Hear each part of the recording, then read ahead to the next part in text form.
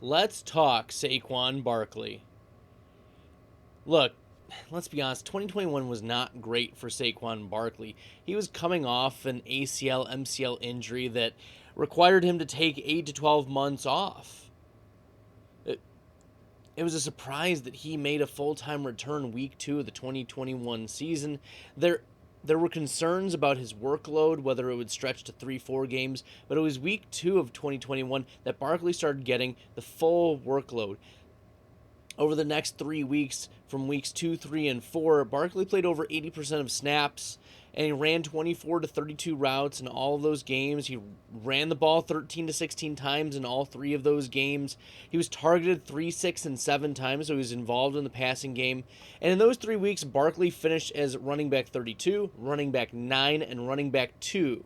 So on average, running back 14.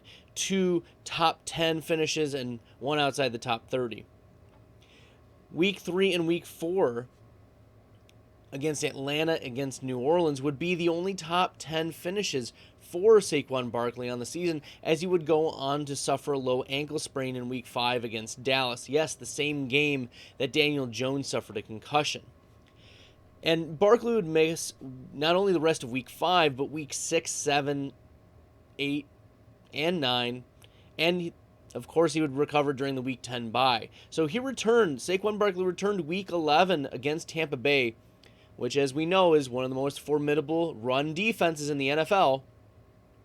And Barkley played 70% of snaps in this game.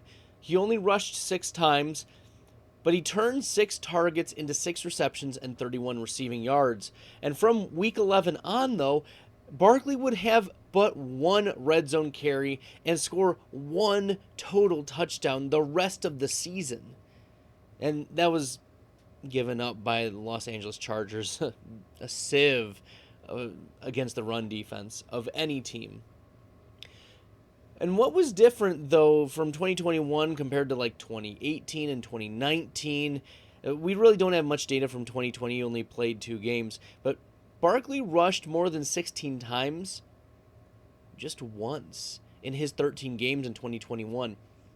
In 2018, as a comparison, Barkley rushed 16 times or more 7 times, and that was in 16 games. In 2019, he rushed the ball more than 16 times, so 17 or more times, 9 out of his 13 games. And look, it was obvious that Saquon Barkley was ceding work to back up Devontae Booker. Booker rushed 16 times, more than 16 times, twice in 2021. So there was actually a higher ceiling of carrying capacity for Devontae Booker. And Saquon Barkley had 5 top 25 finishes in 13 games this season. Devontae Booker, he had 8 top 25 weekly finishes in 16 games. By the end of the season, the last 4 weeks or so, Saquon Barkley and Devontae Booker were almost having a 50-50 snap share split. Now, despite all these things going wrong, Barkley still finished as the running back 30 in total points and RB29 in fantasy points per game.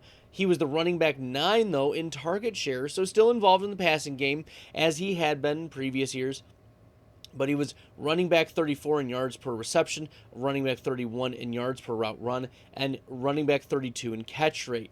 So while he was getting the pass volume, he wasn't doing much with it.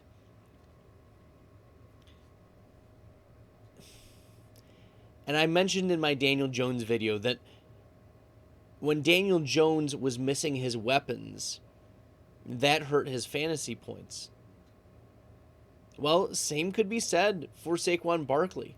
Saquon Barkley, when Daniel Jones was on the field, averaged 16.2 fantasy points per game.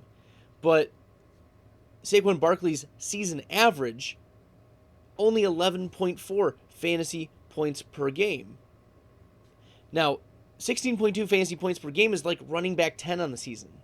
And in those games, Saquon Barkley averaged a weekly finish of running back 18. And that's probably the right range for Barkley heading into 2022. Running back 8 to running back 12, maybe down to running back 18, but no lower than about running back 18.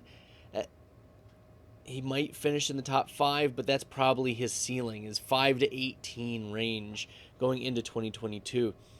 Barkley played half of his games without Jones at quarterback.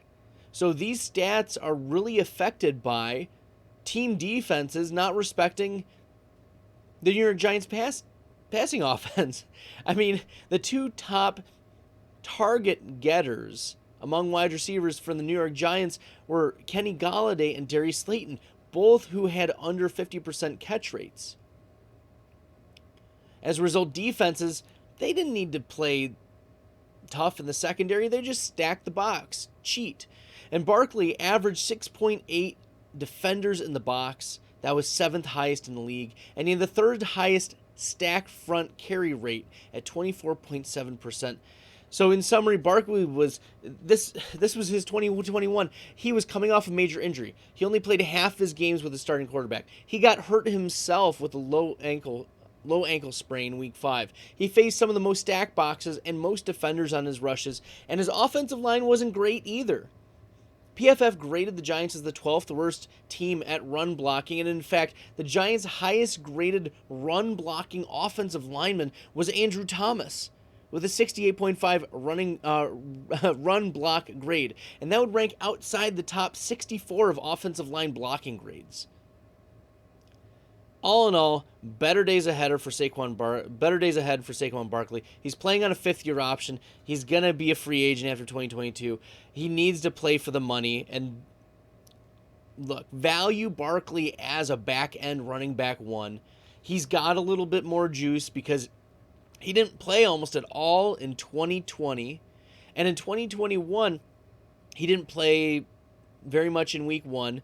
He missed 4 games in mostly 5 games in 2021, and we've seen he'll have the off season to recover even more fully from all of the injuries that had been bothering him. He's got juice left, and so he's going to play significant full-time snaps in 2022. He still has, and the offense should be better for the Giants with Brian Daboll now, and the offense hopefully supporting Daniel Jones. You're not going to see, Darius Slayton and Dante Pettis and Colin Johnson, John Ross getting targets in this offense. The ball will be going to Barkley. The ball will be going.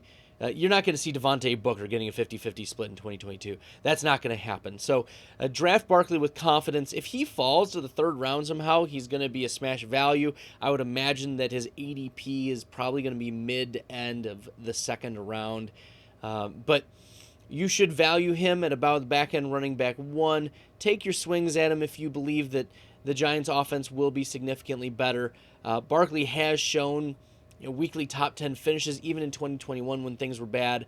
But Barkley's a bounce-back candidate. We should have a little bit more confidence that he finishes closer to running back 12 than running back 30 in 2022.